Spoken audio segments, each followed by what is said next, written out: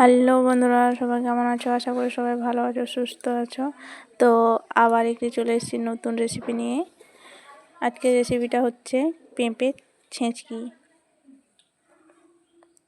তো পেঁপেটাকে প্রথমে ভালো করে ধুয়ে ছুলে নিতে হবে।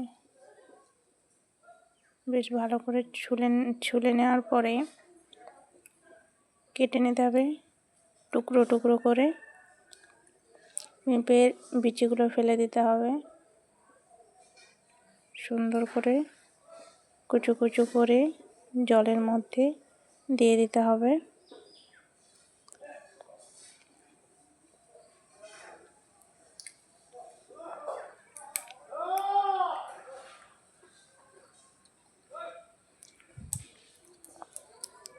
পেঁপেটা কাটা হয়ে গেছে।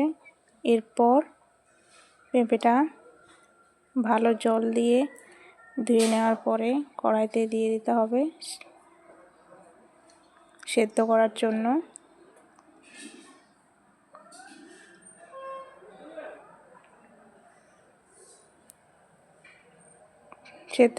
কড়াইতে দেওয়া হয়ে গেছে পেঁপে। এরপর দিয়ে দিতে হবে জল 2 গ্লাস মতো। তারপরে পরিমাণ মতো লবণ দিয়ে দিতে হবে। তারপরে সামান্য হলুদ দিয়ে দেওয়ার পরে 10 মিনিট কি 20 মিনিট ঢাকা দিয়ে রেখে দিতে হবে। আর এদিকে নিম পাতাটা শুকনো করতে হবে আঁচে। শুকনো হওয়ার পর এটিকে গুঁড়ো করে নিতে হবে। গুঁড়ো করার পরে মিহি পাউডারের মতন করে নিতে হবে।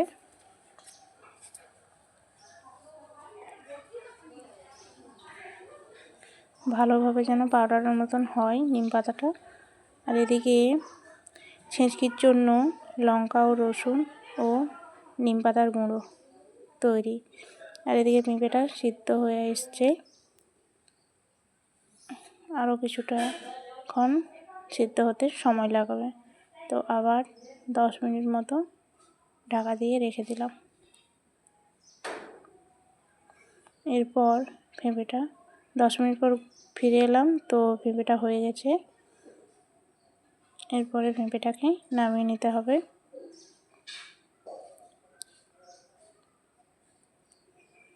পেঁপের যে জলটা এটা ফেলে দিতে হবে। পেঁপের জলটা দেওয়া যাবে না। এরপর কড়াইতে তেল ও ফোড়নের জন্য শুকনো লঙ্কা, শুকনো লঙ্কাটাকে ভালোভাবে লাল লাল করে ভেজে নিতে হবে যেন লাল হয়ে আসে।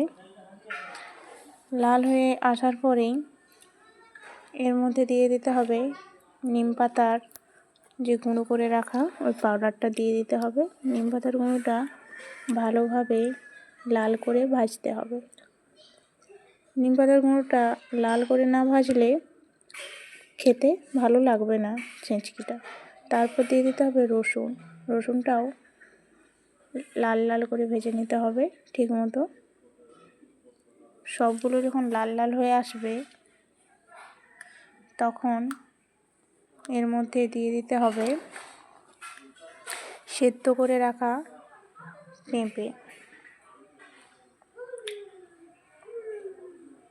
পেঁপেটা দেওয়া হয়ে গেছে। এরপরে কিছুক্ষণ নাড়াচাড়া করে ভালোভাবে ভেজে করে 5 মিনিট ভাজতে হবে।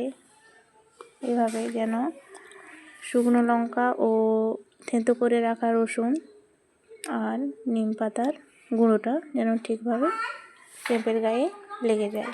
এরপর 10 মিনিট ঢাকা দিয়ে রাখতে হবে।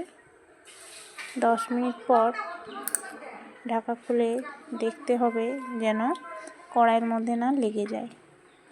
এরপর জলটা টেনে গেলেই পেঁপেটা নামিয়ে নিতে হবে। তো আজকের রেসিপিটি ভালো লেগে থাকলে সাবস্ক্রাইব করবেন এবং পাশে থাকবেন। সবাইকে নমস্কার ও ধন্যবাদ।